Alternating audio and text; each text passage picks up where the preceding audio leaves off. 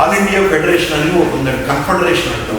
అంటే all the federations కి ఇండియాలో కన్ఫెడరేషన్ ఆఫ్ బాంబేలో హెడ్ దాని మీటింగ్ పెట్టాలి అని చెప్పి భరద్వాజ గారికి అప్పచెప్పారు. అప్పచెప్తే భరద్వాజ గారు రామోజీ ఫిల్మ్ సిటీ లో చేస్తే చాలా బాగుంటుందని వాళ్ళు అందరూ ప్రపోజల్స్, కానీ కుదిరే పని.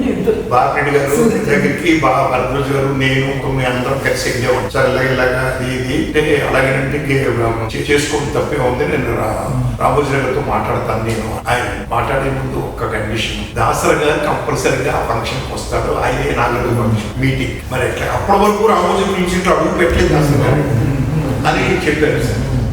ఈ విషయం నేను రామోజీ గారితో మాట్లాడితేనే కానీ నేను ఇవ్వలేదు పర్మిషన్.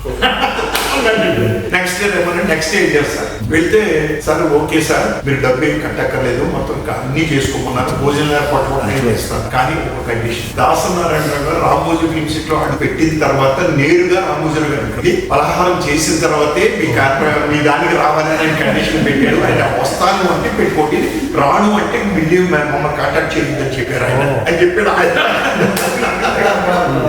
ఈయన దగ్గరికి వచ్చి చెప్పాడు భరద్వాజ గారు, మేము అందరూ వెనకాల వచ్చినాం, మాకు అంత ధైర్యం లేదు చెప్పడానికి గురువు గారితో.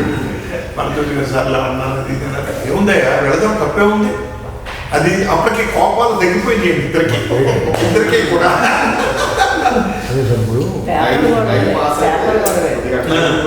వెళ్తే సార్ రామోజీ గారు ఏం చేశారు తెలుసా అండి, మెయిన్ గేట్ దగ్గర నుంచి ఆ సితారా హోటల్ దాకాను రెడ్ కార్పెట్ వేసి వాళ్ళ స్టాఫ్ ని పెట్టి, మీ ఫెడరేషన్ స్టాఫ్ ఎవరో ఉండడానికి లేదు, వాళ్ళ స్టాఫ్ పెట్టి పూలు జల్లిస్తూ రెడ్ కార్పెట్ మీద దాసనారాయణ గారు తీసుకెళ్ళారు సార్.